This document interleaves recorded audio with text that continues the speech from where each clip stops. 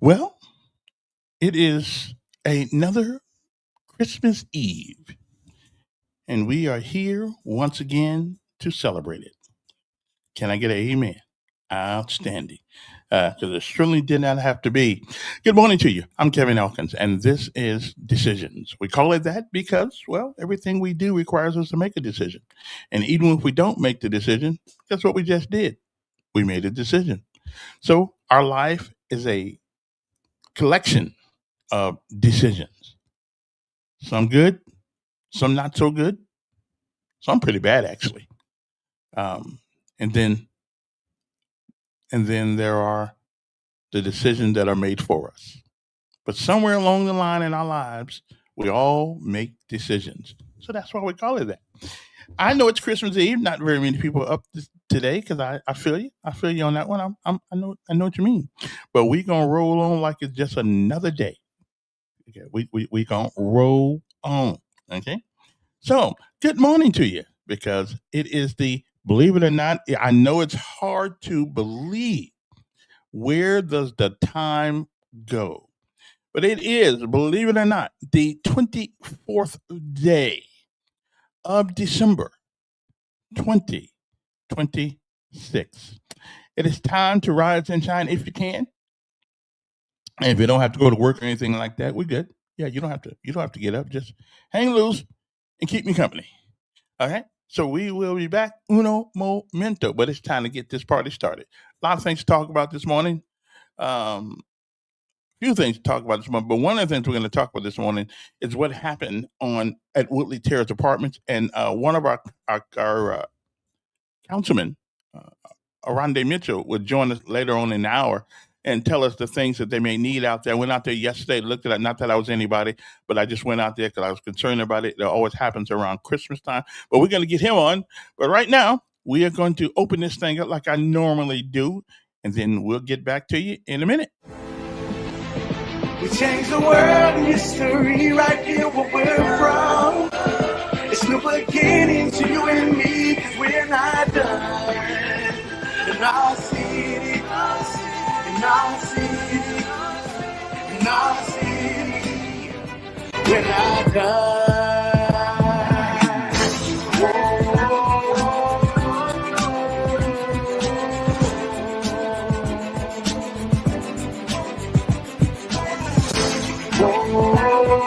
I appreciate that.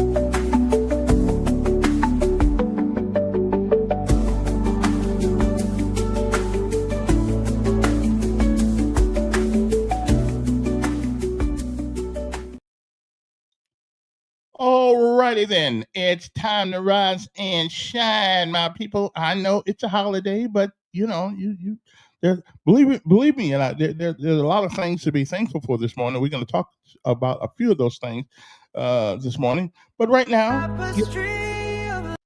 you know what time it is. It is time for our daily bread because that's how we start our morning. Because a word from on high, something hopefully that'll change your perspective or at least give you another one. But either way it goes, it's still a good thing.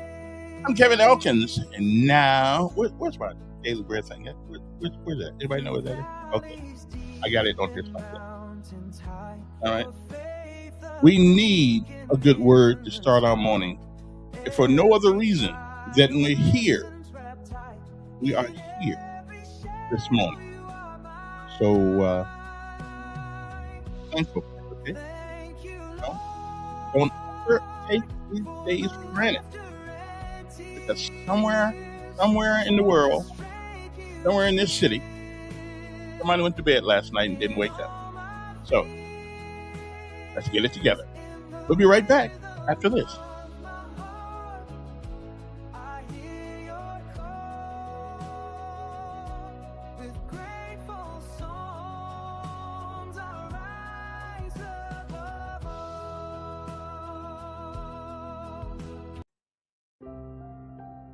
Choosing to forgive our sins and to remember them no more, our Heavenly Father frees us to move forward.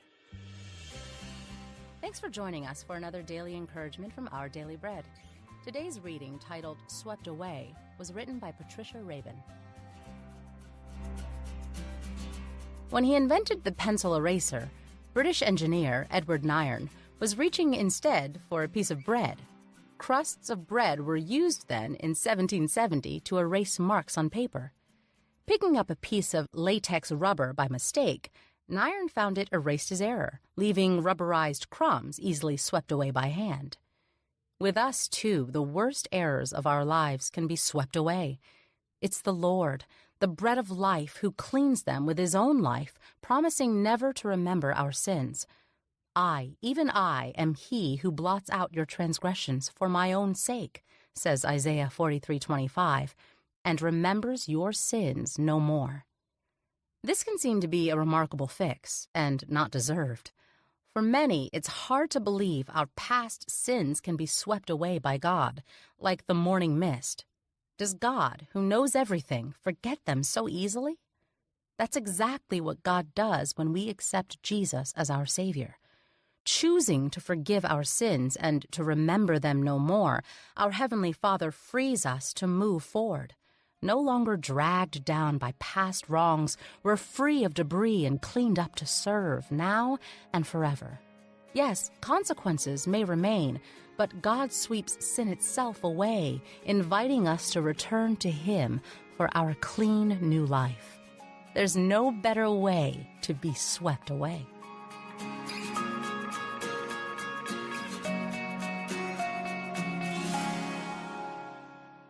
Today's Our Daily Bread devotional scripture reading is from the book of Isaiah, chapter 43, verse 25, and chapter 44, verses 21 through 23. Isaiah 43:25 reads, I, even I, am he who blots out your transgressions for my own sake and remembers your sins no more. And now chapter 44, verses 21 through 23. Remember these things, Jacob. For you, Israel, are my servant. I have made you. You are my servant. Israel, I will not forget you. I have swept away your offenses like a cloud, your sins like the morning mist. Return to me, for I have redeemed you. Sing for joy, you heavens, for the Lord has done this. Shout aloud, you earth beneath. Burst into song, you mountains, you forests, and all your trees. For the Lord has redeemed Jacob. He displays his glory in Israel. Let's pray. Lord, thank you for sweeping away our sins and giving us new life in you. Help us to understand the reality of your forgiveness and live in it joyfully. Thank you, Lord. Amen.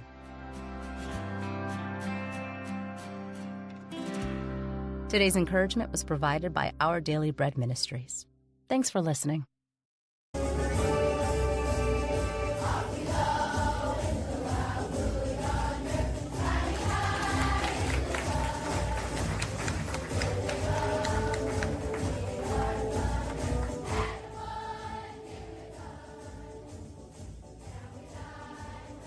Just in case you guys have forgotten, this is our own rendition of the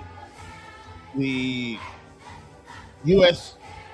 Armed Forces salute by our own school here in Montgomery, Alabama. It's the Macmillan International Academy. These kids are in I think, under the 9th grade.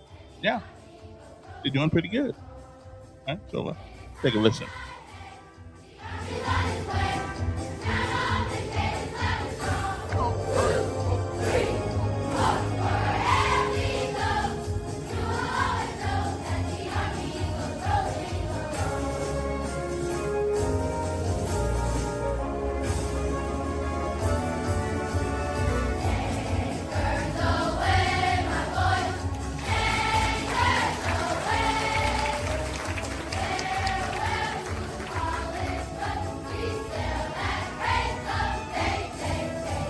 I think we had everybody there but that Coast Guard. I don't know what the Coast Guard does anyway. I guess they guard the coast.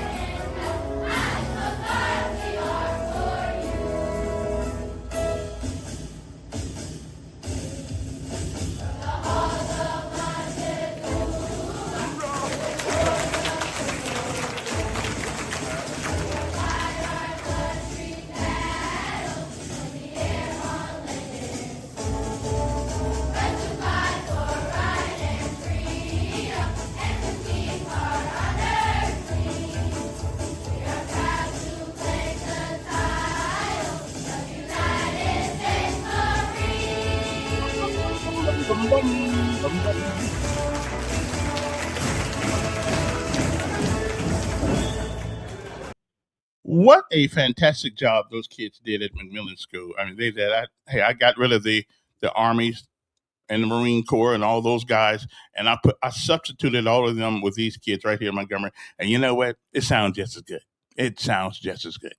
Okay. Good morning to you. Good morning to my youngest and last child, Z, who's in town with us right now. Getting ready to enjoy the festivities of Christmas. Of course, you don't really like doing a whole lot, but okay. But anyway, we enjoy him being back for a week or so, a couple weeks with us. So that is really, really, really nice to see him. Emmanuel somewhere up there in Colorado, I guess, in the snow and things of that nature. He says it doesn't get as cold up there as it gets here, but I got a feeling that that's not exactly true. I mean, I've been to Colorado. Okay, it gets cold. That's kind of close to Minnesota, and it gets cold. It's heebie-jeebies in Minnesota. Okay, and there's an old place called Moby Dick I used to go to when I was transferring from one base to another to play pool. That's where I learned how to play some good pool up there while I was waiting on the bus to leave. But then I got a car and I learned how to drive across country, and then I didn't go to Moby Dick anymore. Anyway, next up, we do have a little piece this morning we want to play for you because it's important. It's important. Good morning, Cliff, and Clifford Ellis. I know that name from someplace. But anyway, good morning to you. We are going to give you a little message this morning, and then we'll get on to it. I'm trying to reach not my councilman, but the councilman who's dealing with the people over there at over there at Woodley Terrace. So we're gonna just for a couple of minutes tell you what I'm gonna see if we can get him online, see what he can what he needs or what they need or something like that. And we went over there yesterday, looked at things, and some of those folks are catching a rough time. And and let me tell you what else this reminds me of. Okay, for about a year or so now, we haven't been able to get the Salvation Army a place to put their business because nobody wanted them in their district. Well, I want you all to take notice. Your district is just a piece of dirt, okay? Crime, natural catastrophes don't care what district you live in. They don't care what your income is. They don't care what color you are. When things happen, things happen. And now guess what? All of these people right now, there are 10 apartment complexes over there that did not survive. And I went over there, I will show you some of the things. But so while we are so concerned about the aesthetics of our community that we have turned the Salvation Army down, whose job it is. When these types of things happen, they go out and they help people because they only give you one what do you call those things when you get somebody what do you call it? It's a thing where when you give somebody a thing, they can take it to someplace and redeem the services for it. Well, anyway, they get one 6-day thing for a hotel, and that's it. Where do these people go after that? Really, where did they go after that? I don't know. But nobody wanted the Salvation Army because they thought they were high and mighty. Now that we need the Salvation Army, they don't have a place to put people. And y'all ain't giving no donations up to the Salvation Army every month to make sure they got to get enough money to put these people in a hotel room. Some people are disabled over there. I mean, it's a tough thing these people are going through, and it always seems to happen. It always seems to happen at a Christmas or Thanksgiving. It just seems to happen that way. But anyway, I hope our city councilmen take notice of this. The Salvation Army can't do it. Their only job is to help people when they are in a tough way. And we made it possible for them not to be able to do that because nobody wants the Salvation Army in their district. What a bunch of bull crap. But anyway, I got a little thing for you guys, and we'll come back and I'm see if I get our councilman what his name is. I must be going through the change here. Councilman Arande Mitchell. But before we do that, it is a great day to be alive. And that is what we're going to listen to this morning. And then I'm going to see if I can get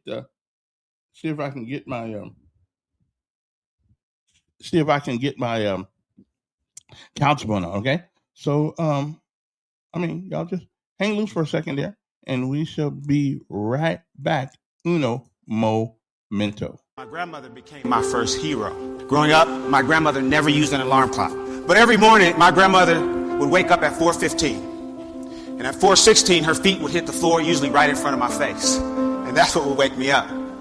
But I would lay there and I would pretend like I was still asleep because me and 4:15 really didn't get along. But grandma would look at the back of my head. I could feel her staring at me, and then finally she would say, "Now, sugar, grandmama know you ain't sleep. You just supposed to go on and get on up and get ready for school." And my grandmother was known for saying things that would kind of make you a little angry because they made so much sense, and you couldn't argue with her. Parents, there's things that when you become parents, you start to say to your own kids.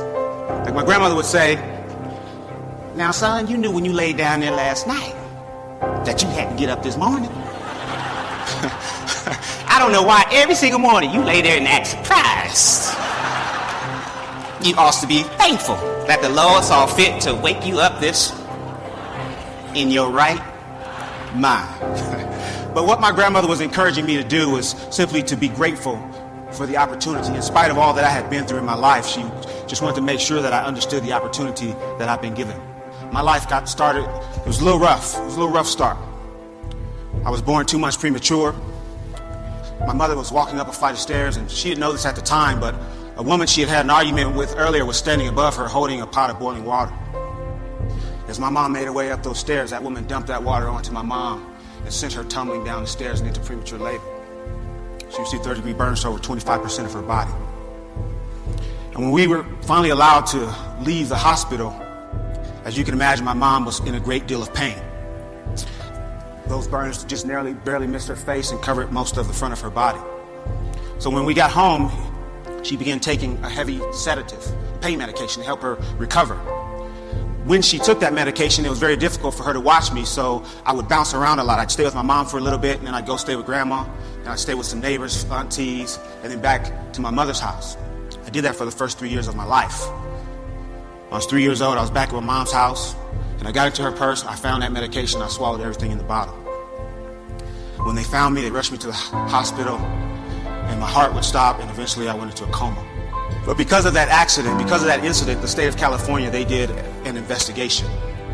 And the conclusion that they came to was that it wasn't an accident. They removed me from my mother's home. I was made a ward of the state, and eventually I went into the foster care system. Shortly after I arrived to one of my foster homes, my foster mom, her name was Miss Alexander. Miss Alexander began locking me inside the closet with no light. She'd open the closet door, she'd kick me, hit me with a stick or a strap or whatever she had. It was while I was in that foster home that I was sexually abused for the first time in my life. And oftentimes people will ask, if that has to be the worst thing that could happen to someone. I have scars on my body that you can't see. I have a burn here on my hand that she put there with an iron. But all of that pain went away. The worst thing that Mrs. Alexander would do is she would open the closet door, she would stand over me, and she would say, "You're stupid, and you ain't gonna never amount to nothing." And that hurt me more than any of the physical kicks or the physical pain because I believed it for a long time. I believed that I would never amount to anything, just like she said. I didn't know this at the time. I found out a little bit later, but my grandmother, my hero, she had started going back and forth to court, trying to prove that she could take care of an active, handsome little boy. And eventually the state of California, they granted her full custody of me. And I'll never forget standing on Miss Alexander's front porch waiting. She had my little belongings, everything that I had. I remember standing there, it may have only been a half an hour, but it felt like an eternity, and I can remember thinking maybe no one's coming. But after a while, at the end of the block, I see the ugliest car I've ever seen in my life. And the car pulls up right in front of the porch, and I remember all I could see are these two big glasses, bifocals. And I found out later that Grandma had glaucoma, she wasn't even supposed to be driving. But she gets out of that big car, and she's got on this white floppy hat with this, it was a flower right there in the middle. And I remember she had on this long white dress that came all the way down to her ankles. And I found out later that, that was Grandma's Sunday best. It was an outfit that she only reserved for special occasions. And I can remember for once in my life feeling like I was some special occasion. I remember jumping into Grandma's arms and squeezing her, and I remember her whispering and saying to me, "Everything's okay. You're family." And everything was okay, just like Grandmother said. And I had a lot to look forward to. I found out that my mom was going to court trying to prove that she could take care of me. And I can remember sitting there with my mother, and we talk, and we had a lot of different conversations. One thing I can remember saying, "Mama, one day when I get big, I'm going to buy you a nice house with a fireplace." I said, "Mama, one day I'm going to buy you a nice car." Not like Grandmama, so get you a nice one. But the truth is, I just really wanted to become a family again. And that's what I looked forward to. When I was 12 years old, I was asleep on my grandmother's floor. It was about 4 o'clock in the morning. We get a knock on the door. And it was my mom's roommate. Miss Howell, come quick." Miss Howell was my grandma. She said, "Come quick, it's Ruth." Ruth was my mom. She said, "I can't wake her up. I think she's dead." And I can remember laying on that floor, kind of wishing it was, thinking, hoping that it was maybe a dream. But it wasn't. And that's how I found out that all the hopes and dreams and things that I had to look forward to weren't going to happen. I became very angry. I became confused. I was hurt. I didn't really understand what was happening. I started acting out, hanging out with the wrong people, breaking into houses, started stealing cars. I can remember not really caring what happened to me. I continued that behavior until I was 19. When I was 19, I found myself standing in front of a judge. I was handcuffed, had a chain around my waist, and my handcuffs were attached to that chain. The judge looked at me and says, the state of California sentences you to 15 years in prison for armed robbery and assault with a deadly weapon. That day, when that door closed behind me for the first time as a convicted felon, I remember standing in that empty cell. I remember my knees started to get weak and they started to shake uncontrollably. I collapsed and I fell to the floor and I just started crying alone. I can remember hearing voices. Heard the voice of my foster mom saying, you're stupid, you ain't gonna never amount to nothing. Heard the voice of family members and friends of family that said, that boy's gonna end up just like his father. My father was a career criminal, he died in prison. I can remember laying there thinking to myself that this is where I'm gonna die. But here's what happened that would change my life. Shortly after I arrived to that prison, there was an educator there. His name was Charles Lyles, 6'3", ex-Marine. And I don't know what it was about me, but every time he saw me, he'd say, hey, Mr. Humphrey. And he had this big smile on his face, a smile that my kids would say, that's creepy. But he smiled and he said, hey, Mr. Humphrey, how you doing? He always called me Mr. Humphrey. He gave me that respect. He walked into my cell. He looked at me and he said, Mr. Humphrey, he says, prison doesn't have to be your life. He says, you can get out of here and you can do great things. He started to walk away, and before he walked out of my cell, he turned around one last time and he says, Mr. Humphrey? I said, yes, sir. He says, I believe in you. He walked out of my cell.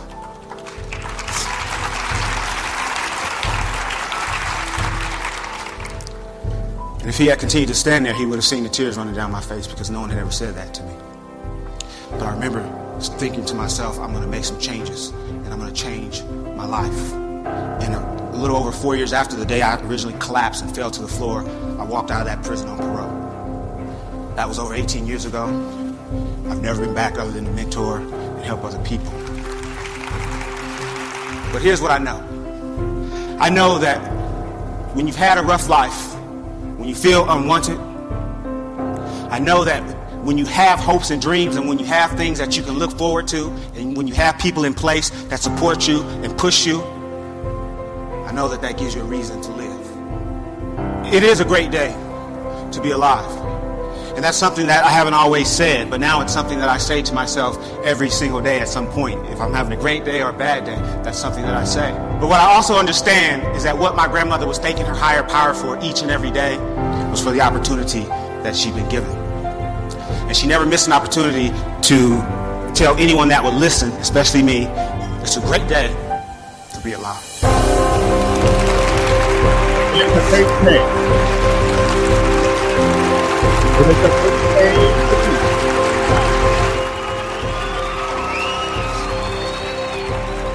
Every time I think of that, I know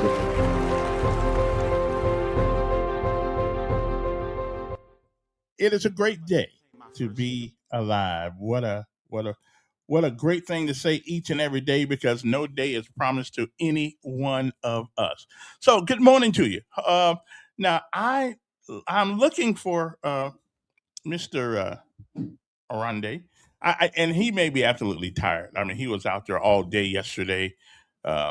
He may be still asleep, so I'll call him up in a little bit and see if he's ready to do this, or just get him on the phone for a couple minutes and see what he wants to say about what's going on out there. But I want y'all to pay attention to this whole Salvation Army thing.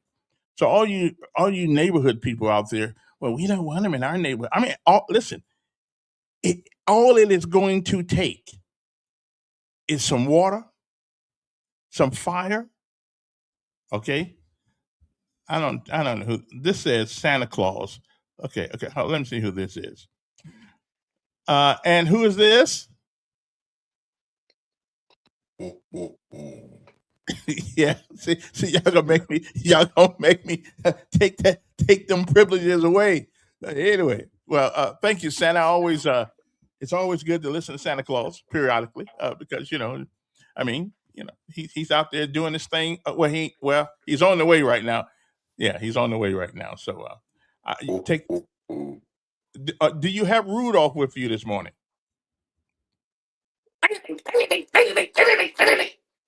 Okay, that's good. I appreciate you. Listen, it's always good to have somebody, somebody from the camp of Santa Claus.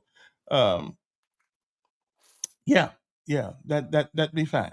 Okay, good, good. Okay then, outstanding. We appreciate you. I think anyway. I'm not exactly sure, but okay. So let me see if I can find my good friend uh, Arande this morning because I just wanted to make sure that he or those folks out there are getting some of the things they need.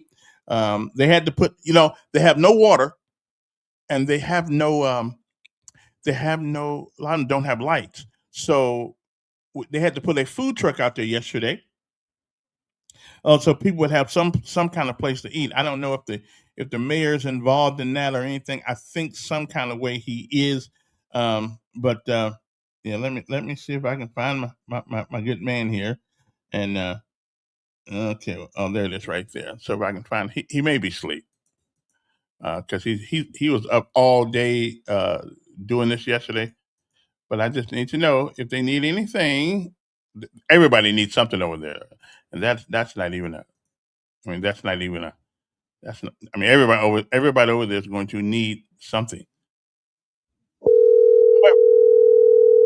Hey, I might wake him up. What can I tell you? Uh, but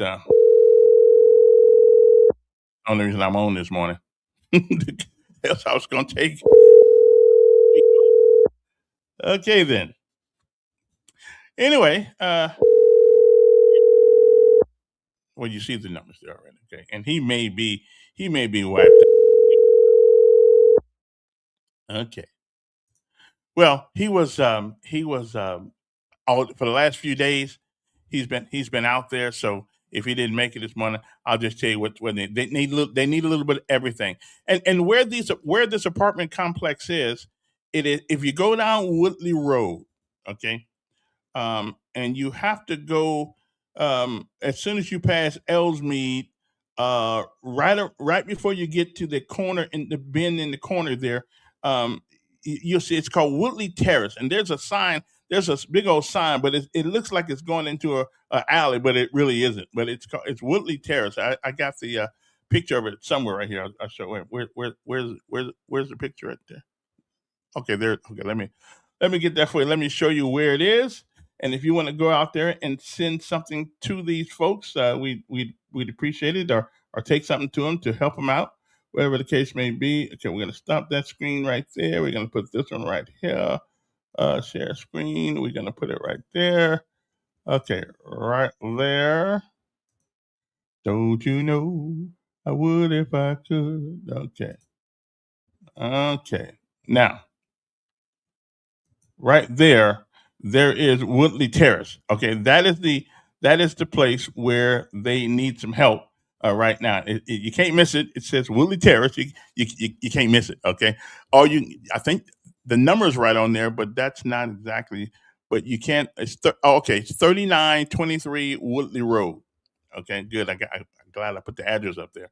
3923 Woodley Road. That's where the things are going on. So you might want to just go down there and see if you can help out a little bit, get the rest of those folks' numbers off there. We don't want to do that. But anyway, so you might want to go down there and see. So it's 3923 Woodley Road. It's called Woodley Terrace. Got so hot out there, the T left the building out there. Okay, 284-2290 is the number, but I doubt. But I don't know, that number may work. 284-22. If not, I got a person of contact that's taking up the donations and things of that nature. And I'll get her number here in a minute because I know Aranda can't do everything. And he may be asleep because 7:30 is kind of early for a guy who's been for the last 3-4 days out there just 24 hours a day trying to coordinate everything. He had some volunteers out there with him yesterday, and they were helping. So it's a Herculean effort out there, and I hope I think it's supposed to get cold, but I don't know.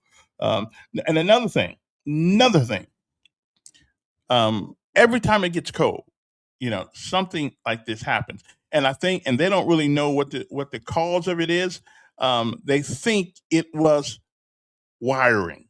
And these apartments, from where I'm looking at, they've been around a long time, and evidently, there's no doubt in my mind that if you go out and buy today's modern heat instruments, such as the hand, what do they call those heaters, those space heaters, which is, listen, sometimes you got to get one.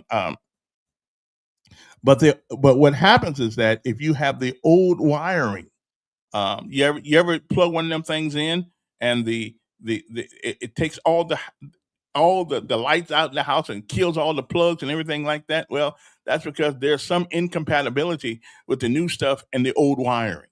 Okay, I'm not an electrician. I can't tell you exactly how that works, but I do know when the lights go out, something wrong. Okay, so now I had to get the landlord here to put me a special plug in. Didn't cost me anything, because didn't cost me anything, but they put it in for me. So when I plugged my little thingamajigger up, because at first it kept turning all the lights off, and I didn't want to be the one to set the place afire. You know what I'm saying? So they got that thing going, and so life is good. So we working out good here.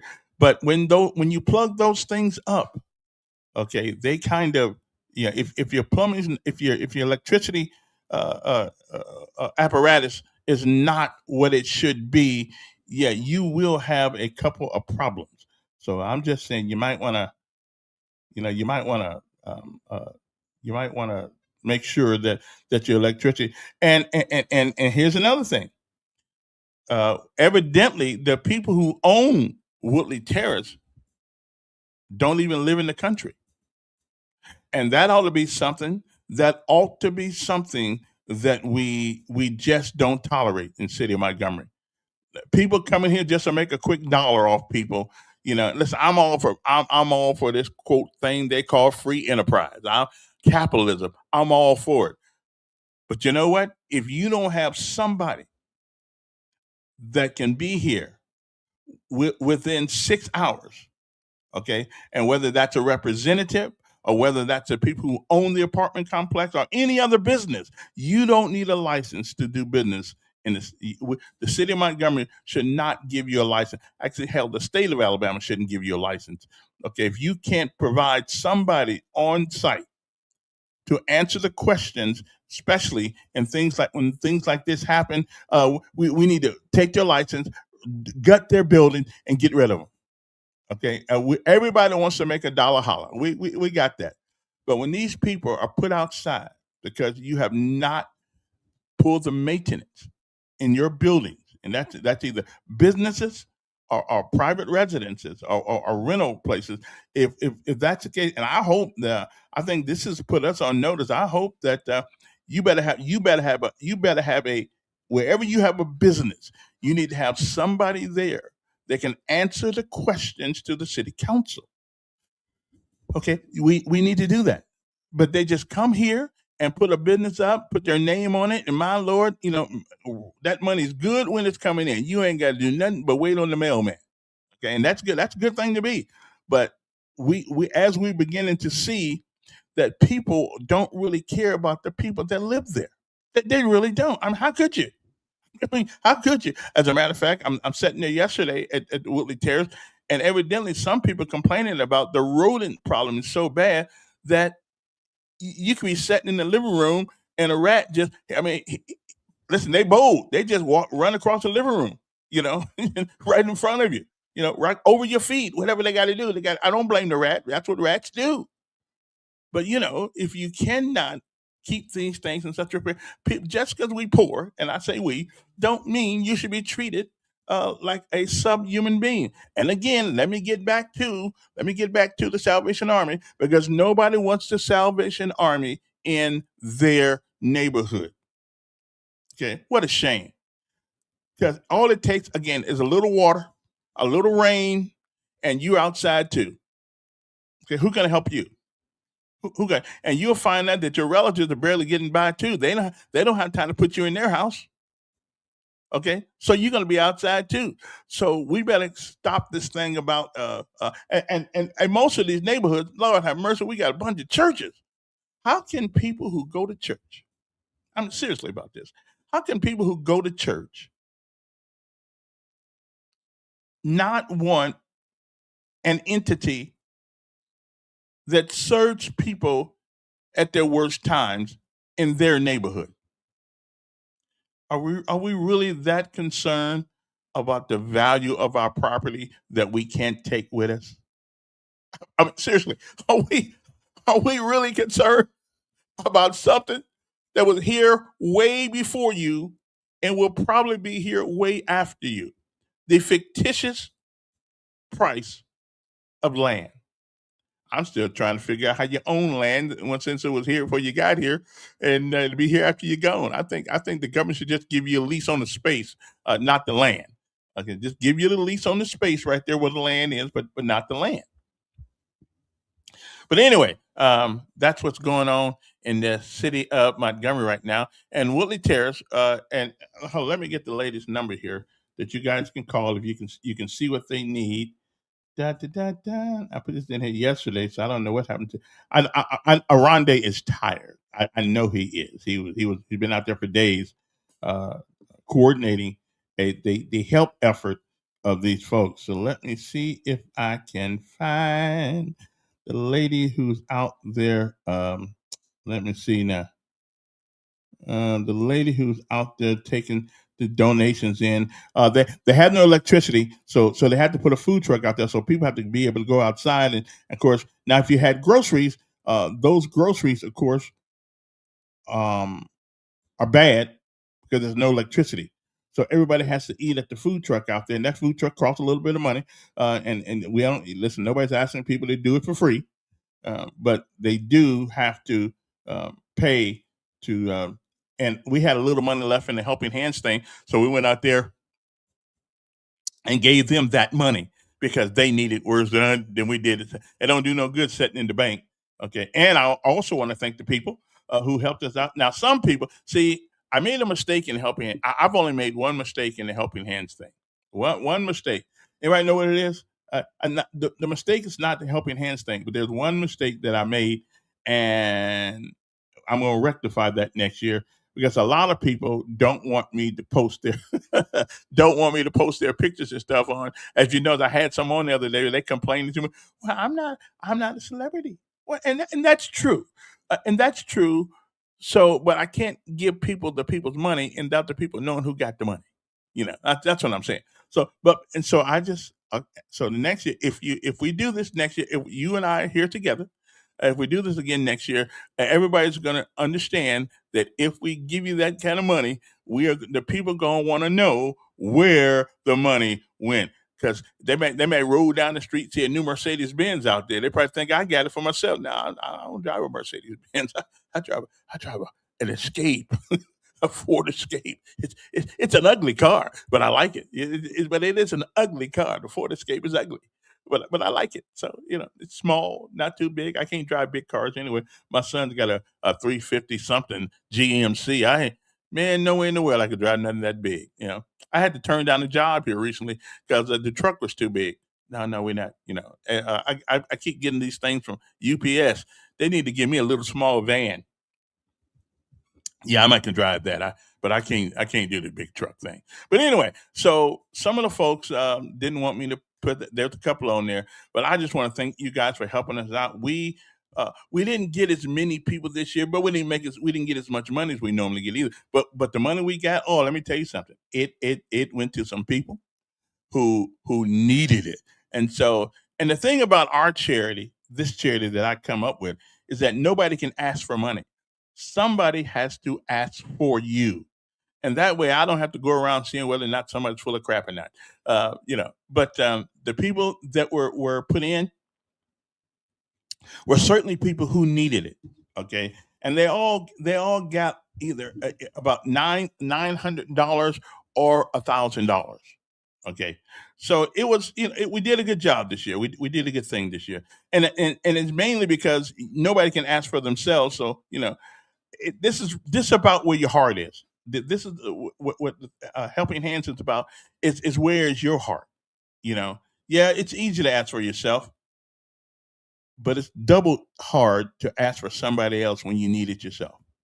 But that's just the way we set it up. There are whole lots of people out here that are giving money away to people, and I wish all of you guys a Merry Christmas and things of that nature. But we do it our way, and other people do it their way, and you'll be surprised of the people who can live right next door to you catching hell. Really, you will. So while we're sitting there, have joy to the world, have a Merry Christmas. Hey, hey, hey, get that new car out there in the driveway. There's some people there's some people, due to no fault of their own, that they are in a shape. And one of the reasons why I do it this way, because most people who used to working, who are used to getting up every day, hitting the bricks, doing what they got to do, going to the factory, whatever they got to do, won't ask you for help. They just won't. And I'm one of those. If I'm really, really, really hungry, then brother got to do what brother got to do. But we don't. We're proud people. We're proud people. We people that won't ask. I mean, and I'm saying people 60 years old, maybe and above. They rarely will ask for help. And they could be sitting there starving. Like my mother was in South Bend one time in 1986, sitting in a house that was cold. Sitting in a house that was cold. I'm headed to Honolulu, right? I'm headed to Honolulu. It's a nice and warm. This is February 86, February 86. And I'm sitting there coming through South Bend, just having a good time. And it was cold in February in South Bend.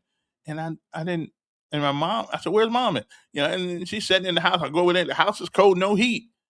And I asked my brothers and sisters, I said, well, why don't you guys get the heat turned on? Well, she didn't want us to. Now, I got to tell you something. I got to tell you, when it comes to your elderly people, your mama, and my mom wasn't that old, she's 52. I said, you don't ask, you just get it done. Because people are proud. They don't. A mama who raising 8 kids, probably don't want to go to her kids and say, "Can you help a sister out?" They just proud that way. So our job is to make sure that the elderly that we know in our communities, your moms, your dads, you just do it. Don't tell them you're doing it. Just knock it on out. Okay. And if you want to know, yeah, I knocked it on out when I came through South Bend and home of Notre Dame, Fighting Irish, who got screwed, glued, and tattooed in the college football thing, but they got their payback. Okay, so well, you're not going to be getting any of our money. Okay, I'm just saying, But in South Bend, but we took care of it, and I felt better about headed to Honolulu. Because knowing that not only was I going to be warm, she was going to be warm also. So anyway, it just you don't older people won't ask you for anything because they just used to doing it, getting it done. They don't ask for anything hardly whatsoever. So sometimes that is why in Helping Hands, I want you to tell us when we can do it, who you believe needs a hand. And that's what Helping Hands is all about. Because normally older people who just won't ask. They have pride, and pride goes before the fall. I ain't mad at them, but I will ask if I get brother get hungry enough, I'll be on the street with a can. And one more thing too, you see these guys around Montgomery, right, with these buckets. Don't give them none of your money. They're from Atlanta. If they don't have enough cars in Atlanta where they could talk to get some money, then we need to put them out of town. Okay, we don't need it. You don't need to come to Montgomery, Alabama, and take our money to Atlanta when y'all got billionaires and millionaires and the big airport out there and all that stuff. Keep y'all butt over there on the other side of the state line. Mayor, we don't need to do that. Okay, if you're gonna sit in our streets and beg for money, at least the money should stay in Montgomery. Okay, I'm just saying, and I think you ought to get a ticket. What are those things you put on your neck? You ought to get ID, and you need to get a permit to beg for money as a group, not as an individual, but as a group. I mean, it just pisses me off when I see them folks down. And I asked them, where y'all from? We from Atlanta. You don't have enough cars over there? I mean, really, you don't have enough cars in Atlanta. You got Beamers and Mercedes Benz, and you got you got go sit outside what's the name's house over there. Not Hank Aaron. Who's the other guy? Who's the other famous guy that live in Atlanta? The boxer. I can't remember what his name is, but I know he's over there. Go to their house. Go with it. They got more money than we got. Okay, I'm just asking the question. Happy festivals, Elk Dog. Good morning to you. Have you asked the pastor of those churches what they do for the community before you start running off your big mouth? I didn't. Okay, so now you're getting on my case for no reason. I didn't put anybody down. But it does seem that we do have lots of churches in our community, and I realize that all these churches don't have a lot of money. And I got that. After they pay their gas bill, their light bill, their mortgage bill, their insurance bill, the food. I got that. Okay, but my thing is that why don't they get with somebody, the city councilman, and let's get the Salvation Army up and going. Okay, it is needed. So don't be jumping on my case. I'm not saying anything bad about them, but doggone it, we need to do better. We need to do better than this. Okay, we really do. I mean, a business whose only job it is to help folks in dire needs, and we can't get them a place to stay. We can't get them a place to build their business because nobody wants them. And that doesn't make sense to me. That just doesn't make sense to me. You know, city council, we got 9 of them. We got 9 districts. Now, I understand maybe, okay, Wind Lakes, okay, you don't want the Salvation Army out there because what that would do, that would just dispel the notion that everybody in Wind Lakes is rich and everybody doing good. They're doing good on credit cards anyway. I've been to people's houses in Wind Lake sometimes, had nothing inside but a mattress. It looked good outside, though. It looked good. It did look good. I thought I was going up to the Taj Mahal, and a lot of times them people just like me. But their appearance, some people's appearance means more than the substance of who they are, and so they put on a facade, a mask, a hypocrite. They act like they are what they're not. But that's okay. That's them. Hey, listen, that's them. So I'm just saying, we need to, these churches need to get together and help the Salvation Army. As a matter of fact, I don't know why we don't put the Salvation Army right next to a church. Okay, they got their own. We got enough churches on most corners anyway. What's one more? What's one more? One more. I don't know. But anyway, so you guys, we need to get our act together when it comes to the Salvation Army. Okay, because I've been saying it for a couple of years now. Sooner or later, you're going to find yourself in need. And when you do, because we are so stingy, so selfish, so hypocritical, they won't be there for you either. And that's all their mission is to be there for people who are in need. And I'm just telling you, no matter what you drive, no matter where you live, no matter what education level you have attained, no matter how much money you got in the bank, it won't stop water. And that's why God has a sense of humor. Because no matter what we build, no matter what we accomplish, no matter what height we reach in our limited abilities as human beings, no matter what we do, a little water will pretty much ruin you. Okay, call it rain, call it a tsunami, call it a whatever you want to call it. A little water will mess your day up. Okay, and sometimes if you don't have the water, it'll mess your day up. Okay, a little fire and water. Okay, I'm just saying. So no matter how big you are, God has a sense of humor. No matter how big you are, no matter where you live, a little fire and water will pretty much mess you up. And don't forget to get some. And I want to let me say mele kilikimaka to my good friend, to my good friend is over in Hawaii this morning. Yeah, okay. I got you. Mele kalikimaka. And that's a Hawaiian for Merry Christmas. And I think Germany will say, "Oh, Tannenbaum." Tannenbaum. I forgot the other languages that I used to know Christmas in. But anyway, yeah, Mele Kaliki Maka to my good buddy over there. Okay. Have you asked the pastors of those churches, do they do for the it's not about them. Okay. Oh, I already dealt with that. It's not about I'm not putting anybody down, but I think we can do a better job of galvanizing people. Do you realize that all these people in this apartment complex over there, they have no place to stay? And they get a 6-day pass, I think, from Salvation Army. And after that, you back on the street. But if we had the Salvation Army, we'd have some beds, for people to sleep on for a few days or a few weeks or whatever the case may be. But they don't have that now. And they certainly can't afford to give everybody, you know, okay? Whoever sold off wait a minute, whoever sold off or gave the Salvation Army building away should be the one finding them. Not necessarily. The city wanted that building so the city can move forward. Okay, so and the county, so they could put the white water thing there, and I still think the white water thing is a good idea. All we do is bring people to this town to tell us how bad white folks were to us. And I'm with you. They were evil people at that time. I'm with you, but at some point we need to bring something to town that galvanizes all of us as human beings. And I think Whitewater is one of them places. Now I ain't too much into going in all that water. That's true. I'm not too much into going in all that water. But I'm who knows? I may get brave one day. Make sure you put one of them big rubber things around me though, so I don't drown or anything. I almost did one time. But anyway, so I'm not putting anybody down. But the city paid them.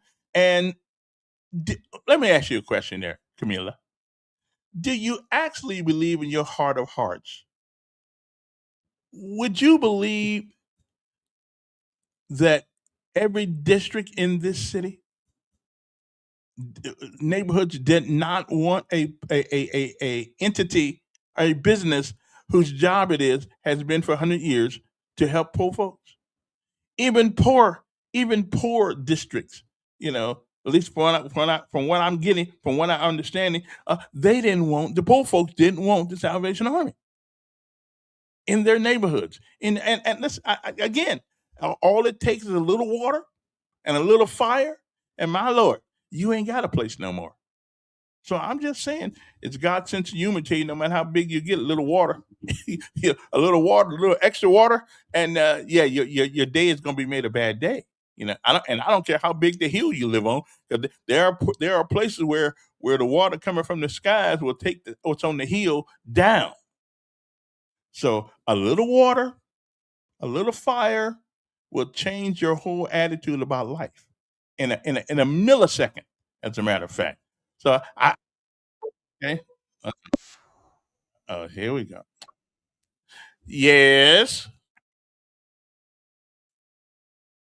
Hello. Good morning.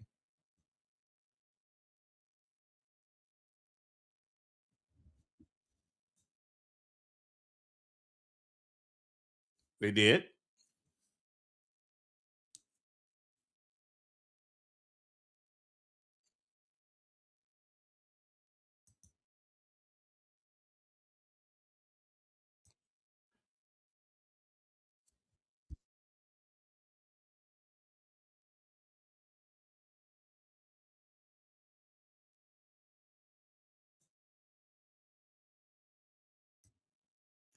And again, I think it's a great idea, but somebody's probably going to complain. Well, we don't want that over here.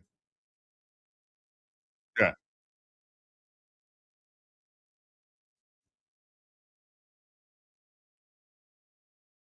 Now, one of the impediments for having things that far out is public transportation. If you're at the Salvation Army and you need it does on Carmichael. Okay, well I didn't know, but anyway, listen. I think it's a great idea, but I don't know if they can actually take your business, close your business down.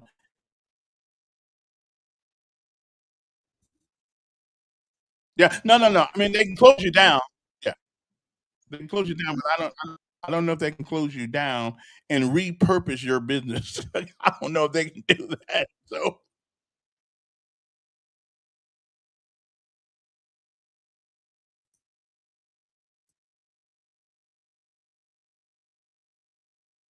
yeah. Oh, you can't hear the call. I don't know why it is I can't hear y'all know what happened to me. Okay, let me yeah. Okay, yeah. Anyway, the caller was saying, and I'm let me uh okay, I can't mess this up anymore. The caller was saying that since the city had closed down this the couple of these hotels, why not use those hotels for the Salvation Army? Which to me makes sense. I mean, if they can, so that's what she was saying. That makes sense though, because if you're going to, and those hotels, we just closed one down, at least temporarily, um, have met all the specifications, okay, for human inhabitants up there to people to go come and go. That makes sense to me though. I mean, if you're going, let's not let's not miss. Man, that's a great idea. So I don't know why the city council people can't come up with something like that. And again, they probably have to buy the hotel or something like that. I don't think they're just going to, you know, give it to them. But that is an interesting question. Why? And one of these days, I'll figure what happened to my sound thing here. I'm working on it as we speak because I don't know. I don't know. I don't know. I don't know. But I'm going to. I'm working on it. Okay, I am working on it. Okay, so that's. Oh, oh. I think I figured it out. Okay, I think I figured it out. Okay. Well, I'll figure it out a little bit here. I think I got it. I think I got it. Okay, I know what the problem is now. All right then. Well, you know, it's hard, but it's fair. Okay, so we want to go. Uh, let me see now. Mm-hmm. Mm-hmm. Mm-hmm. Well, I think I got it now. You never can tell. We'll see. We shall see. We shall see. Anyway, so that's what we need to do. So people shouldn't be all upset when the Salvation Army. Again, this was the thing I was talking about when I kept trying to get people to invest in some of their land or their time into the Salvation Army. Because you know what, everybody, it's kind of like this whole abortion thing that Ronald Reagan used to talk about. He said, everybody who wants abortion is alive. That's funny. Everybody who didn't want the Salvation Army had a house. Okay, but boy, it's a different story when you don't have a place to stay.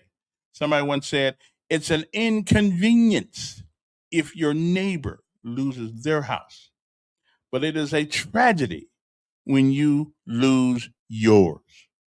Okay, I'm just saying it doesn't make any sense to not build that thing up. Let me see if I can find my. Let me see if I can find my good friend. Is he up by now? It's 8 o'clock. He ought to be up by now. No matter, he ain't that old. Okay, let me see here now. Okay, I got because my whole reason for coming on this morning was the Woodley Terrace thing. Okay, I'm just looking for him. See where he is. But he's okay. He's probably asleep because he's been out there for days. Okay. Anyway, he's been up for days trying to coordinate that thing out there. But there is a lady, and let me get her number. If you and she can tell you what they need. Let me find that number. Okay, let me find the number for the lady, for the woman who's in charge of donations and information like that. And let me get it. Let me get it. Let me find. Okay, her name is Valerie McCorvey. Okay, Valerie McCorvey. Like, remember Dr. McCorvey? And the number is 334-425-9581. Let me put it in my little thing here because I don't want to. I don't want to. Okay, Valerie, V-A-L-R-E,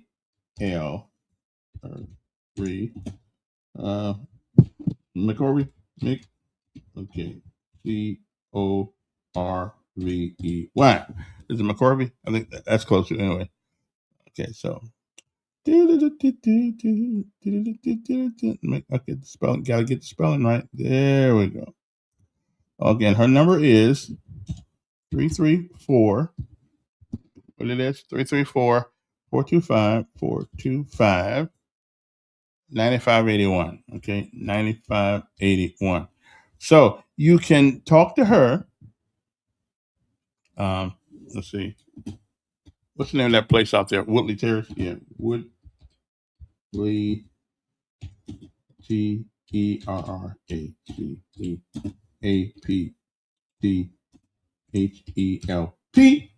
Okay, there we go. Right there, Woodley Park.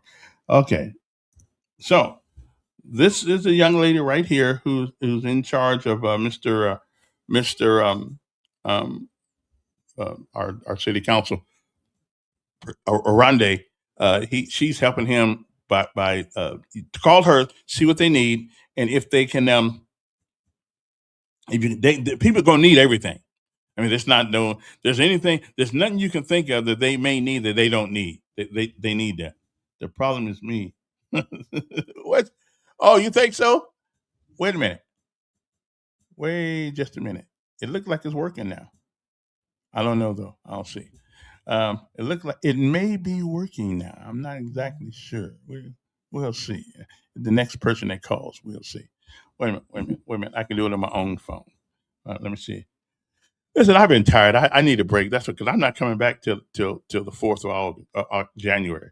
So I just thought I'd come in today and see if we could get some help for these people out there at Woodley Terrace, and the lady who's taking the money.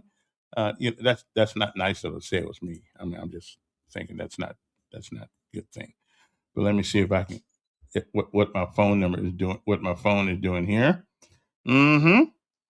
Because I really wasn't planning on doing this, but I went out there yesterday and I saw so many people, who are just in disarray.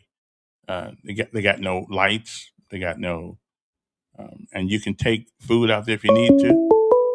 Uh, let me see who that is. Good morning.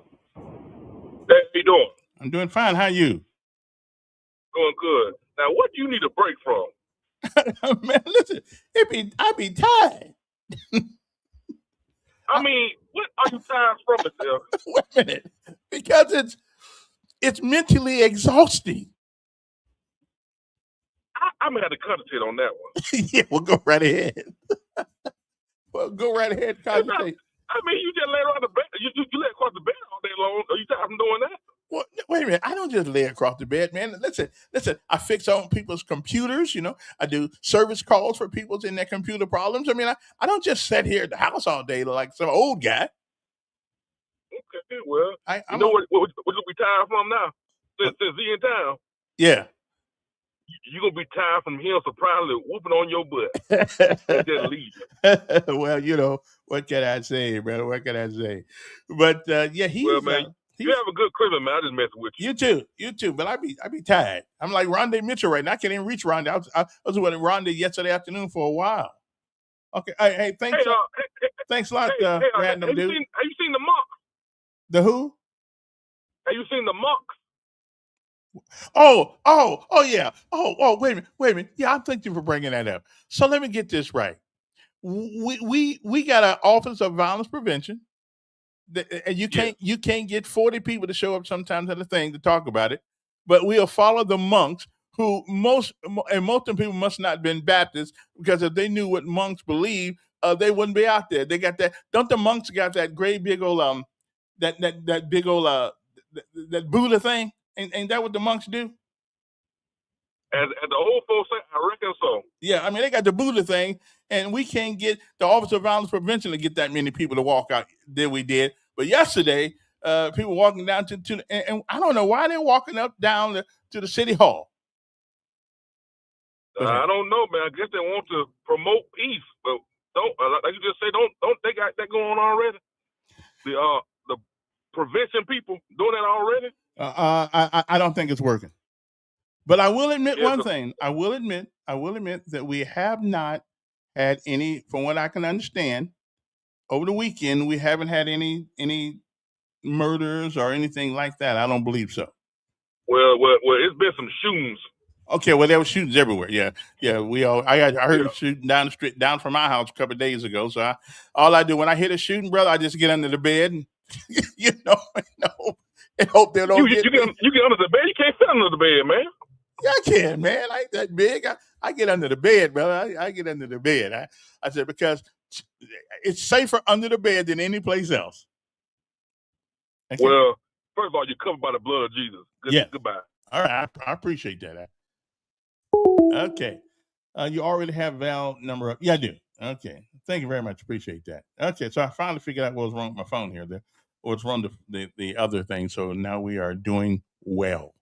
Anyway, the numbers here. If you want to yeah, I do have a number up there, don't I? Yeah, I hear what you're saying. Okay, so the number here would be 521-2963. So Val's number's up there. So anybody want to help? They need water. They need. I would imagine. Well, you got to call her and see exactly what they need. 'Cause they don't. I mean, I guess they don't want a multiplicity of the same thing when there are other things that are needed. So you have to call Val. It's on the screen somewhere right there. Because that's why I put that up there. And Valerie McCorvey. She is in charge of distribution, I think, and the wherewithal with what they need. So call her. Okay, 425-9581. Okay, 425-9581. That's the number, 425-9581. 334-425-9581. Also, don't forget about our sponsor. I don't know where I was this morning, what I was thinking about it. But of course, now, and they're going to be open today till maybe about 3 o'clock. Okay, One Stop Wireless. They're located at 3445 Atlanta Highway, right on the corner of Atlanta Highway and Coliseum Boulevard, right next to the gas station. They're in the same building right there with the gas station. Okay, they do a outstanding job. And let's just say you got a phone that somebody stuck it to you for, they can get that phone turned back on for you. I don't care who had it. There's a 99.1 chance that they can get it turned back on for you and put it on their system, and therefore you'll have a working telephone. So if the AT&T stuck it to you, or you stuck it in, whichever way it goes, you can still take that phone over there and get it done. As a matter of fact, I'm going to take mine over there and let mine get on their system also. Although I haven't stuck it to AT&T. I mean, they've been pretty nice to me, but they're just too high. Okay, you can get unlimited service with One Stop Wireless for $25 a month. Okay, you need to call them. You need to call them and get your phone in order. You got in there. And I know you feeling guilty because you ain't paid the bill in a long time. That's okay. They can turn that phone and put it on their system. Okay, so give them a call at 320-2988. 320-2988. They're right on the corner of Atlanta Highway and Coliseum Boulevard. You'll see a Shell gas station there, and that's where they are. They're in the same building with the Shell gas station outside. You came in. I'm just saying they got good work. I've been with those guys for about 10, 11 years. Love them. They're good people, and you might want to go in there and check it out. Again, the biggest deal, because I took my own, so I got a note, right? I had a note phone, and I had it through somebody, AT&T or somebody, and they stuck it to me. What they were doing, they were down, even though they gave you unlimited, they would slow your speed down on your telephone, your internet. Once you reached a certain speed, they just, I forgot what they call it. It's kind of like a governor in a car or the military vehicle. No matter how much you push down the thing, with that governor on there, it's only going so far and ain't going no further. Okay. And I didn't like that. So I took mine to these folks at One Stop Wireless. And that again, that number is 334-320-2988. And if your phone's not working, hey, they open at 9 o'clock. By the time you get over there, they'll be ready for you. Okay. 334-320-2988. And they sell all kinds of phones. So let's say you don't have a phone. They got some inexpensive phones. They got some used phones. They got some old phones. They got some Apples. They got that. I love that one phone by Google called Google Pixel. They got that one. They have all kinds of phones. So you might want to go in there and check with them. Okay. If you still got an Apple One, it may be time to get rid of that one. I mean, maybe it's how you get rid of that one. The first Apple that ever came out, you can't deal with that one. So make sure your phones, before you go down there talking about, can you put it on the system? Make sure it ain't over 5 years old, because the technology is going. It's the only thing that ain't stopping. So you might want to go over there and see it. But everybody needs a phone. Phones are at one point were like computers. If you could afford one, you get one, and if you didn't, don't. No, we're not that way anymore. Everything we do is on our phone, except for me. I like computers, but you might want to do that. And don't forget. Wait, hold me. Since I'm doing this. COMMUTER.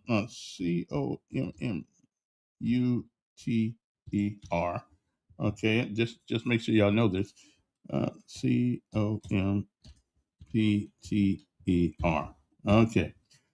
Now, okay, here it is right there. 334-241-99. So I'll be forgetting about doing this, because you guys know I am I'm sort of a pretty decent computer guy.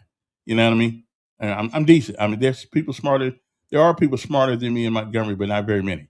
Okay, so I'm just saying. So should you have? And it's not. And if you want to ask me a computer question, go anytime. And if I don't know, I'll call my buddy that knows. But what's going on right now in the computer industry is that the technology, we are at a betwixt kind of thing. They're not supporting Windows 10. They're not supporting it. Now you can get support, but you're going to pay like $30 a month to get the support for it. Okay, but you can still use your Windows 10 computer. You don't really have to go out and buy a new one, but there are certain protocols and certain financial institutions that require you to have what we call TMP. It's some sort of security issue on your motherboard. Okay, so and if you don't have that, then you may not be able to do banking on your older computer. So if your computer is 7 years old or older, you may need to time for a new one. And computers are so cheap now. I'm really cheap now. If you call me, and we can get you a computer about the size of a loaf of bread, a little smaller, that does everything the big computers do. Okay, and I mean you can get that thing for $200 or $250, something like that. Not very much. Doesn't cost very much. Okay, so and you might just give a brother a call, 241-9998, because I am a computer guy. That's what I do when I'm not on the airways of the podcast world. I work on computers. That's what I do. I get a business license and everything. Really, I even got insurance just in case I mess your computer up.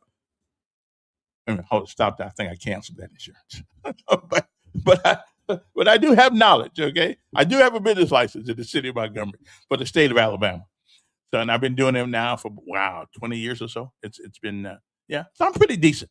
So before you go dump your computer out, thinking it won't take, and a lot of older computers will take Windows 11. It is just that it is going to drag down your computer to a crawl. The slowness of it. And they're doing this on purpose. They're doing the same. They're doing with this what Apple does. Apple don't want you to upgrade your computer. Apple wants you to buy another computer every 5 years. That's what they want. I ain't mad at them. It isn't. If it works for them, then that's good. Okay. So I'm just saying you might not want to just go out and buy all new, but you might want to think about it, because the technology is going. It's kind of like leaving your car. It's kind of like leaving your car in the garage and never driving it. Guess what? It's still getting old, and things are passing it by. Computers are the same way. Just because you have not used your computer in a long time, does not mean that it's not getting old. It's getting old. We need to upgrade your computer. And if your computer has anything on it that even sounds like Windows Vista, don't call anybody for it. Throw it away. Okay. Don't call anybody because if you call a computer shop and say, "Hey, I got this thing on my computer says Windows Vista," they're gonna laugh at you right before they hang up the phone. Okay, I'm just saying, and maybe that might be me, because sometimes I work with those guys too. So I'm just telling you, it is time. If your computer's 7 years old, if it's got Windows 7 on it, a tag, or Windows Vista on it, and Lord have mercy, forbid me if it's got Windows XP on it. Okay, don't even think about it. Okay, it is time to upgrade, and because you can get computers now in different formats and stuff like that, they're not very expensive. You don't have to have the computer like I have or anything like that. You just need a computer to get you on the internet, so you can do your banking, keep it with your kids, keep it with your the things you have to do in your office. And they got some different formats of computers now. I'm talking about the box of it. You can get computers with boxes that big, and that's it. And it's got everything. It's got everything on it that the new computers do, that the old computers do. So you might want to really think about, time to get another computer. If your computer's 7 years old, 5 years old or older, it's just time to give it up, bro. It's time to, because it won't be worth anything. Recently, it won't work on it unless you decide that you want to go to Linux. And Linux is a really good operating system, but it works on old computers, but it requires you to relearn your whole thinking about computing. Okay, it's kind of like the Apple. Apple had the GUI, right? The GUI, the what do you call that thing? The graphical user interface. Before before Windows came out, we were all using the command prompts. We were all going CD / blah blah blah blah blah. Go move to this. Yeah, it was terrible. I hate it. But when the GUIs changed for Windows changed the whole PC thing. They changed it, and so I'm just telling you, you might want to. Linux is good. You can take an old computer, do the same thing. Because most of us, all we want to do is get on the internet. That's all we want to do. Play a game. Linux is good at playing games and things of that nature. So you might want to think about that. But anyway, give me a call if you need some help with a computer or you know somebody. Now I specialize in older people. Since I am an older people now, I have the patience. I have the and I explain things in such a way that even old folks can figure it out. Okay. Now, just give you an example. If you're 69 years old and I tell you, hey, where's that directory at? Well, see, most people don't know what a directory is. It is. A directory is like a room inside a house. Okay. Like in each house, each room in your house is for a specific purpose. Let's say the kitchen. Now, you wouldn't want to go in the kitchen and see toilet paper in there, would you? No, you wouldn't. Because toilet paper, and you wouldn't want to go into the bathroom and see a skillet in there, would you? I don't think so. No, you wouldn't. So, well, that's a directory. Each one of those rooms on your hard drive is the house where everything is kept. Okay. But inside that house are rooms. Those rooms are called directories. And those directories keep certain information that go to certain programs. Okay. Again, just think about this. If you go into the kitchen and you see toilet paper and you go into the bathroom and you see a skillet, you're in the wrong house. Okay, if you go in the bathroom and you're looking for toilet paper, but you see a skillet, and if you go into the kitchen looking for a skillet and you see toilet paper, somebody's confused. That's an old person sometimes. Okay, we just yeah, you don't want to do that. You need to call me. So if you get that but anyway, I specialize in older people because young people just don't have time. They think everybody's supposed to know what they know and real fast, and they don't do that. So you might want to call me. And I'm not that expensive, even though I'm a celebrity. I'm not that expensive because I'm poor like everybody else. I'm poor like everybody else. So here's my business model. It is better to get a little bit all the time than a lot just once. You see, Best Buy and all these folks, the Geek Squad, they don't have to worry about that because they're working for somebody else. Well, I work for myself. Okay, I'm just saying. So you might want to call it, brother. Now I'm not working today at all. Okay, I'm not. I'll catch me after Christmas, and I'll work because I'm not coming back to the podcast until the 4th. I think is that the 4th, whatever day that is, the Monday after the thing after. Yeah, I'm gonna take a break, and I'm gonna get some new equipment in here so I can stop. Telling y'all that I don't know what happened. So I'm gonna get some new equipment. This equipment's about a year old now, so it's time to upgrade. I'm gonna do some stuff like that. So hopefully we'll have a better time and we'll be able to do a lot more things. But do not forget the Woodley Terrace thing. Help those folks over there because they really do need some help, and we need to we need to help them out. Good morning. Hey, Yeah. you need to do a New Year's Eve special. New Year's Eve special. So when the clock hit 12 o'clock, you can say Happy New Year, and then you can go off the air. Yeah, but then it'd be too late for the. Yeah, you may have a point. I may celebrate being alive. I may outside the box, Mr. Elkins. Yeah, I may do that. Yeah, I may do that. Okay, see, you give me something to think about here, because it'd be a blessing to be alive and see one more year. Yeah, and then you can play some of that gospel music from Pastor Cleveland. Yeah, Dan Cleveland. But the problem is, if you play anybody's music, Microsoft will just kill your stream because you don't have rights to the music, so you can't do it. So but if I can sing my own music, I was born. I know where to make one. Hold, listen to this. I was born by the river in a little old tent, and just like that river, I've been running ever since. Okay, what you think? I got something for you. I got something for you. It's cloudy outside right now. Yeah. But you know what I wanted to do? What's that?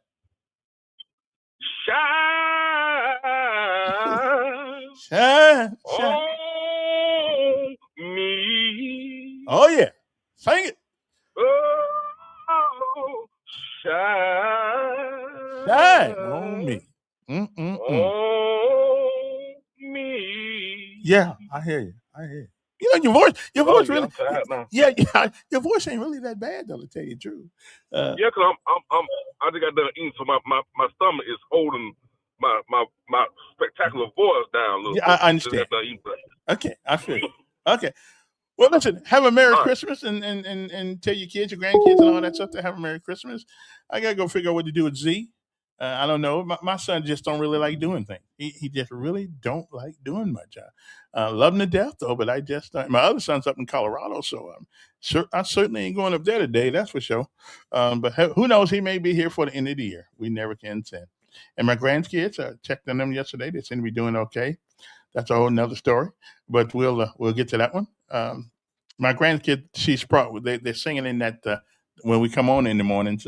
She is singing in that tribute to the armed forces. Okay, now let me see if I can find one more thing. I'm gonna see if I can find the brother one more time, and see if we can find a rendezvous. I know he's tired, but I gotta try. I gotta try.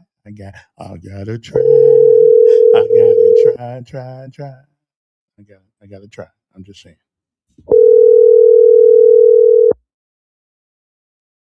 Okay, so he's probably still asleep. Okay then. He's probably still asleep. I mean, really, the guy was up for hours and hours and hours on days on trying to see what was going on there. But anyway, again, if you want to help the people in the thing there, well, let me take my 5-minute break here because I got to do a pause for the calls. But I'll be right back right after this because I'm not going nowhere till 9 o'clock. So y'all just hang loose, okay? Hang loose, and we shall return uno momento. We change the world and history right here where we're from. It's new beginning to you and me because we're not done. In our city, in our city, we're not done.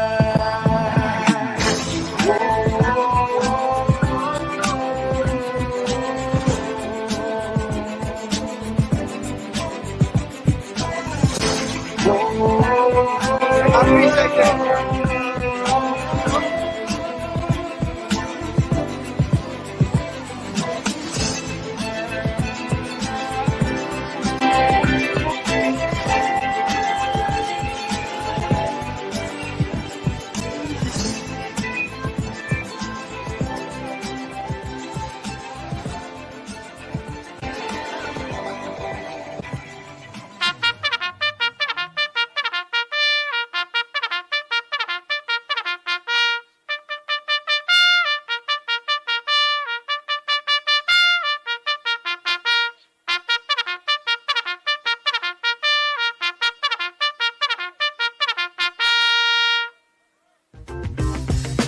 Alrighty then. Well, okay, so I must have hit something else on the that's that ain't it. It's not important on that one anyway. I don't know what I did with the. I don't know. Yeah, I don't know what I did on the on that one, but we shall return. Okay, there we go. Thing right here. Okay. I don't know where I'm all lost. All lost today.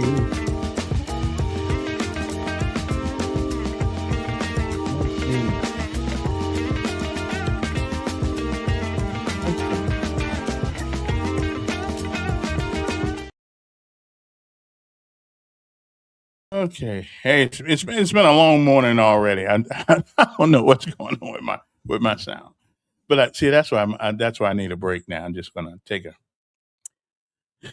a few days off and shall we say evaluate my condition. Okay. I think though all I need is some good dressing, some macaroni. I did try to make some macaroni. You know what I did Thanksgiving? I'm gonna tell you what I did Thanksgiving. That was terrible.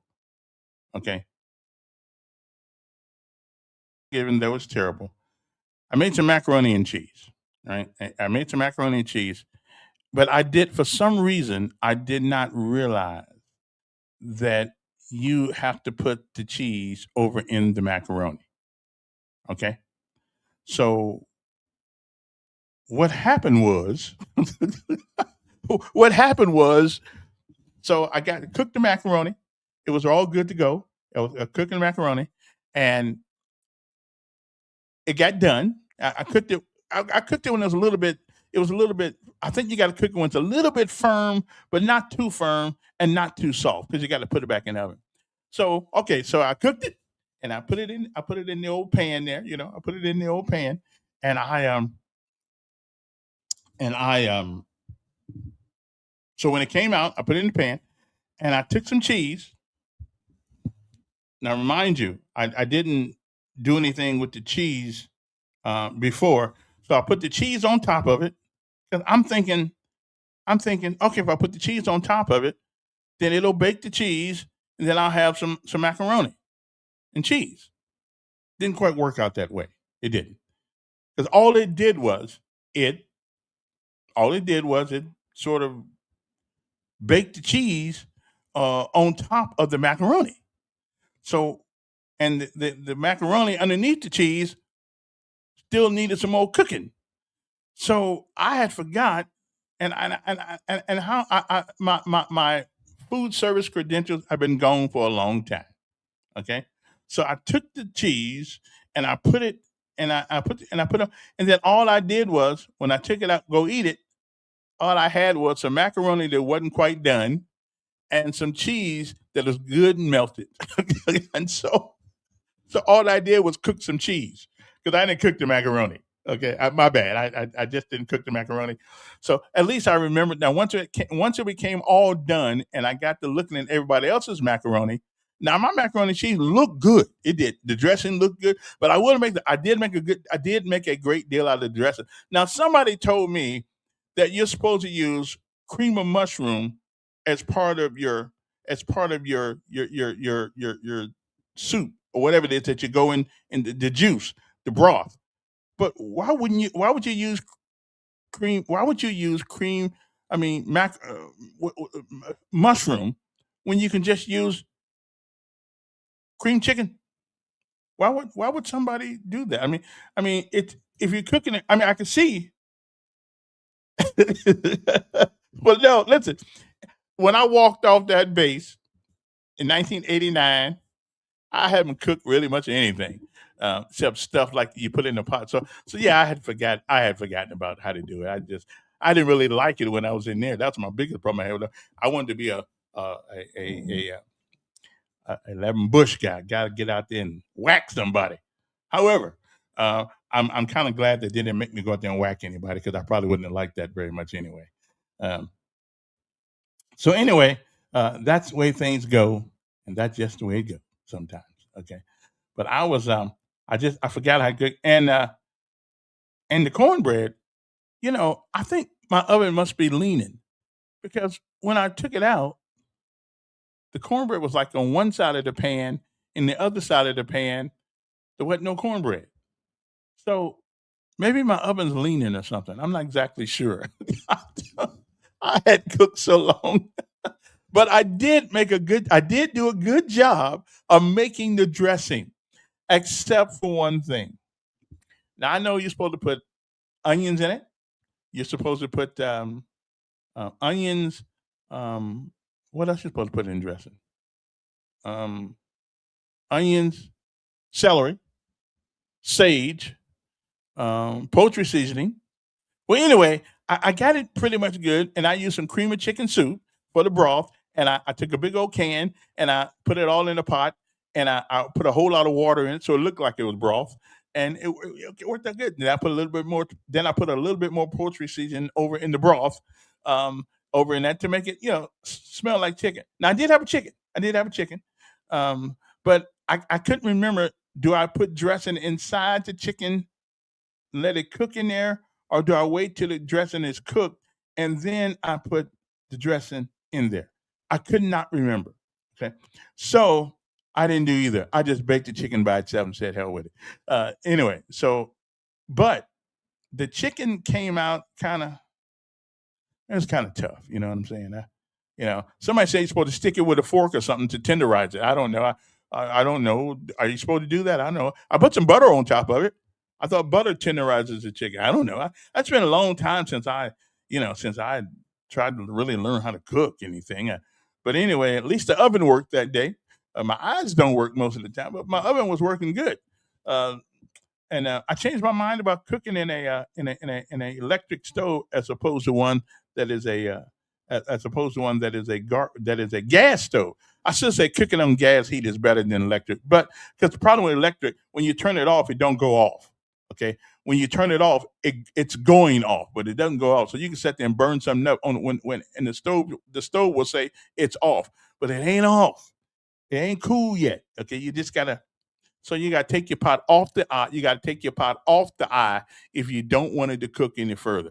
Now that's good for rice because when I cook rice in the cooker, the cooker rice thing, I let it boil for 10 minutes. Then I always unplug the machine and put tin foil on top of it because that means that the steam will cook the rice and your rice will never be brown at the bottom of the pot. Okay, so I can tell you that the rice won't be brown, and it'll be perfect every time. When it starts boiling, let it boil for 10 minutes. Turn the fire off, turn it off to the and put a piece of tin foil over it tightly, tin foil, and your rice will be perfect every time. It will be grainy, it won't be smushy, it won't be overcooked. It'll be absolutely perfect. But only boil it for 10 minutes. When it boils, when it starts to boil it for 10 minutes. And then you will put tin foil on the top of it real tightly. And then wait another 10 minutes. And my friends, you will have some rice that you want to write home, tell your mama about it. Okay? I'm just telling you. You want to do that. All right? Now, anything else anybody else want to know how to cook? See, I just forgot. I can give you directions. I just forgot how to do it because I used to make pineapple upside down cake. I made fruit bars. I made all kind of things because I was in the army then. But I think if I get the recipe again, I could do it again. My problem is not the cooking. My problem is learning spices because I don't really know what spices. I bought some of that hardened spice. Anybody buy that hardened?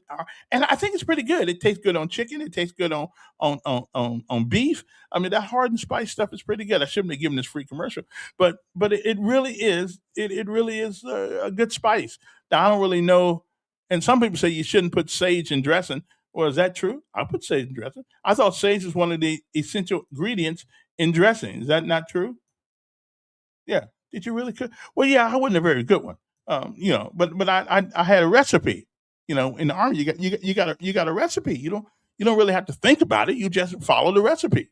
You know. Now you do have to be able to read and write a little bit to be a cook in the army. Unlike 11 Bravo, you don't really have to learn how to read and write. You just got to know how to shoot, point the gun, and shoot for the most part. So you got because all military recipes are based on 100 people. 100. And if you're going to do for 300 people, then you just times it 3. If you're going to use for 700 people, you times it 7. So I'm just saying. So it's pretty. The recipes are pretty easy to follow. I mean, the mathematical computation that you have to do is not very. It's not very hard. It's not like you need to be a calculus expert or anything like that to cook. But you do have to. You do have to have some sense of mathematics if you want to make. If you want to make if in other words the 100 uh, uh, um, recipe initial, if you want it to taste the same, even if you make enough, even if you do even if you want to make it for 500, you have to know how to measure things and put in there for 5 rather than 100. Okay. Now, so I didn't have that. And if it says 1 cup of flour, well, if you want 600, then you got to put 6 cups of flour in there. Okay. But you got to six everything. You got to go 6 times everything that you cook. Just like listen, always use the recipe. Once you use the recipe and you know how to cook it, then you can add things later. But don't be trying to add your stuff right now and you just now knew it this. Use the recipe. Everything has a recipe that goes along with it if you're going to cook. Don't think you smarter than the recipe because you, my friend, are not. Okay? Use the recipe. Okay? I will say one thing though. Now, if somebody could email me a good recipe for dressing, I like to get. Now, okay, I don't want stuffing. Now, what is the difference between stuffing and dressing? Stuffing, don't take this personal, but stuffing is what white people make. Dressing is what black folks make, and the difference is one is cornbread and one is white bread. You know what I'm saying? So I like dressing. Give me the cornbread. Okay. So dressing. That's why you gotta have so much. That's why you have to have so much broth because that cornbread is kind of dry when you put it over in it. You gotta give it some juice and let it bake a while. So I need a good recipe of dressing. And if you want to send it to me, okay, send it here. ELKMAN. I don't care if you made it. I don't even care if you made the recipe. Just make sure it works, okay? Send it to me. Elkman0557 at Gmail. Okay. Now, here's the thing about it though. You got to make sure you put on the subject line dressing. Because I get a lot of email like everybody else does, and most of it's trash. Okay. So anybody out there that has a good dressing, you know, please send me to that email address right there. It can be your own recipe. I don't care, as long as it works. That's all I care about. Cornbread dressing though. I don't want stuffing. I want some cornbread dressing. That's what I need. Cornbread. And another thing, our prayers go out to all the folks at Woodley Terrace this morning. I would imagine that Mr. Arande is just tired, and so he couldn't make it. That's the only reason why I came on this morning because he was going to call in and tell us what we needed. But uh, Valerie McCorvey, this is her number. I got it here someplace, and it's on. Oh, it's on that line. It's on there someplace, and she is the one that is taking care of the donations and things of that nature. If you got something you can give to these people, please do it. Um, some of the money we got for Helping Hands, we had left over. We took that to them yesterday to make sure they could get a food thing, the food truck, because nobody has any electricity out there whatsoever. At least not in their building. I saw another. They had some more buildings out there that had it, but their particular building right there, they didn't have much. Okay, so whatever you can do, well, wouldn't mind if you do it. Let me find Valerie's number here, so y'all can call her because she's the one taking care of the money thing. Okay, let me see where her number is. I had it up there someplace, but I don't know. But I've been told. Well, remove the space. Blah blah blah blah blah. Well, anyway, I had that number up there. Where did it go? Is it still up there? Is it ain't up there? Oh, wait. It's got to be there. Oh, there it is. Right there. Okay. So, Valerie McCorvey is the person that's responsible for taking the money, or at least the organizer of all those things out there, along with Arande Mitchell. So I do wish all of you guys a great, a Merry Christmas. And no matter where you find yourself in life, just remember, it ain't what happens to you, it's what you do about it. Okay, it's how you respond to the controversies in your lives. Remember this. You guys helped me help a lot of people over the weekend of this past week, and it was fine. I've always get I always oh, wait a minute, hold it, there he is right there. Wait a minute, Arande. Uh-oh, did I lose him? Arande. Hello. Yeah, hey, how Yes, you? sir. Yeah, hey. Were you asleep? I figured you was Oh tired. man, I was tired. I know I you. was. Yeah, I know you were, but I told you I'd be on, and when you got here right in the nick of time. Anyway, this is Councilman Arande Mitchell, who is the councilman whose district Woodley Terrace things in. What kind of help you need over there, Arande? So right now we're doing toys for the individuals that were displaced. We have a family of 6 that mom has five children. So we're taking up gifts for those children, toys. We will get their school sizes so they can have their uniforms, but we'll do that on a later date. But right now we're just asking for toys because it's about maybe about 13 children out there in all. So even the ones that's not affected, we do want to give them. Don't want anybody to feel left out for Christmas, so we do want to give them something as well. Mm-hmm. Mm-hmm. I was out there yesterday. I know that a lot of those people don't have electricity. Is that true?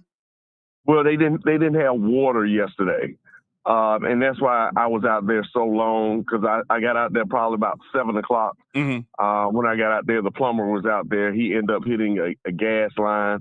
Man, I like to give a shout out to the gas company. Fire came out immediately. Also, Montgomery Waterworks, even though it was private property, they did come out and just help the plumber find the water line. The city jumped into action. You see, we had the portable toilets out there, right. Due to the fact they did not have water, and so we stayed out there to make sure that water got turned back on, and it did get turned back on around 3:30 yesterday afternoon. Oh well, that's good. I gave them Valerie's number. Yeah, because she's handling whatever monetary donation that you get or anything like that, or the Valerie, I'm a man, so Valerie handling all the logistics because I move and get so many phone calls. If you call me and text me, I do apologize if I have not got back to you yet. But Valerie is my logistics person. Due to I am a hands-on type of person, so I like the dirty part of the job, not the paperwork part of the job when it comes to things like this. So she's definitely my person. I have talked to the grandmother.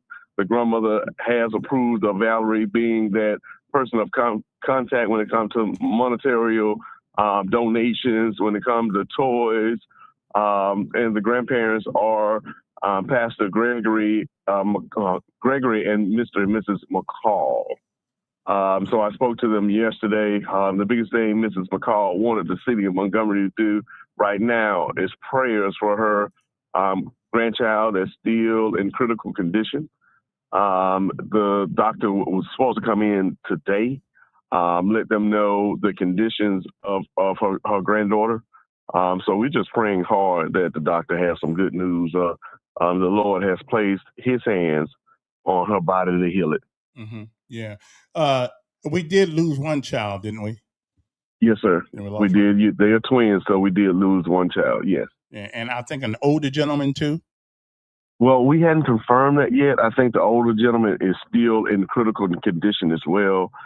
He had a significant burns to his body. I think it was roughly 75 that I was told. And the kids, I think, is more of smoke ventilation that got them instead of just actually fire. So we're just praying. But the thing I tell everybody, I've been fighting with these apartment complexes since 2019. Yes, you have been. Yes, you have been. Yeah. We had a settlement with this particular EEG LLC. Mm-hmm. I'm going to get with our attorneys on Monday to see what of our course of action. Even though my thing is, I'm hearing and it's just allegedly that those detectors, those smoke detectors, did not go off or nobody heard them until after the blaze started. Oh wow! I want to get with the city and look at stiffening our fines when they do go out to these businesses and they're deemed to not be up to code every time they go out. Because if you don't do a monetary penalty that's significant enough to wake a person up, they don't worry about paying $50. They don't worry about paying $100 when you have a 300 unit apartment complex or a 200 unit apartment complex. Right. So at the end of the day, it's about safety and the living conditions for those individuals. I talked to a young man yesterday that was in tears. He said, "Mr. Mitchell, reason why I'm out here because this is all I can afford." Mm-hmm. Mm-hmm. And I told him, but even though this is all you could afford, you shouldn't live in third world conditions. He was saying that he have rodents, he have mold. Nothing is being fixed. If it's fixed, it's not by somebody certified. It's by a handyman that they have on premise. So, and the biggest thing that you have to notice, something is not good about the apartment complex when your office manager staff do not stay on property, and they can stay free. So well, that don't look too good. That's a sign. That don't look good. Yeah, that don't look good. Don't look good. If I got a restaurant and I say I got the best food in the world, barbecue, but you catch me at Jimmy Nick's eating every night. Yeah. Hey, one more thing though, we were wondering about. Now, the Salvation Army, nobody seems to want them to live in their neighborhood, to be in their neighborhood. That's what they do. They do this thing when people find themselves in a tough position. The Salvation Army has always been there. Now they can't be there because nobody wants them in their neighborhood. Are we going to rethink this? Yeah, I'm gonna have a conversation with my neighborhood association presidents, and I wanted to bring it up at my last town hall meeting, but I will have another town hall meeting in March. Mm-hmm. I'm going to invite the Salvation Army out to talk about it, ask them to have a presentation because most people are visual. Yeah. I want them to have a visual presentation and ask once again with District 6 consider them bringing in for stuff like this because, like you said, people think that Red Cross is a short term. Yeah. Yes, Red Cross was excellent. They was on the ground within a couple of hours, but everything they do will be short term. Right. And I want people to understand that they do a wonderful job. Yeah. But like I said, it's nothing like having the Salvation Army and multiple agencies working to place families or help families in the time of need. Absolutely. So do we actually know who owns those apartments? It's ran by EEG LLC. Okay, we can look that up. Yeah, find out who they are. So, like I said, those LLCs is hard to know exactly who because you could have 1 million people on that LLC.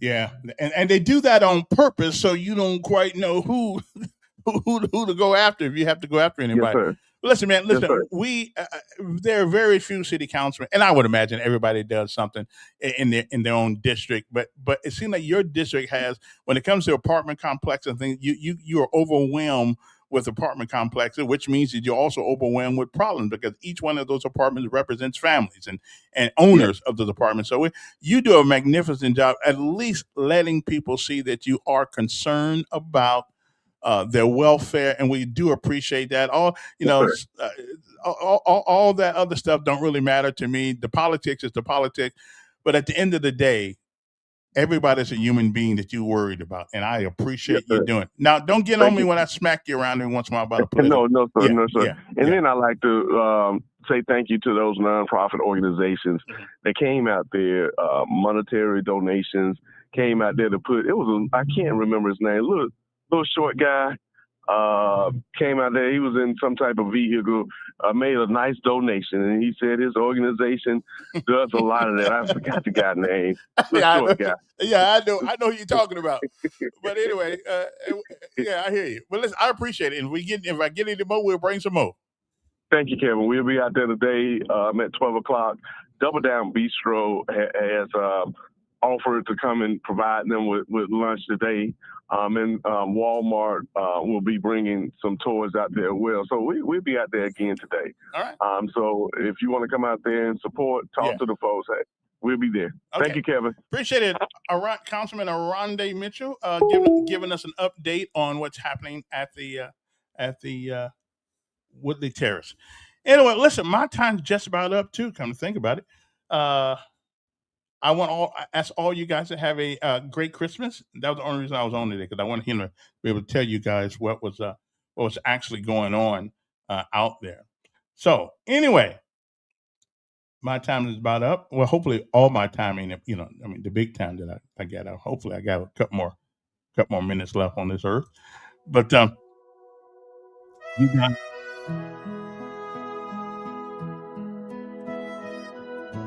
what can I tell you? It always seems to be something happening during this time of year. And always. So we're trying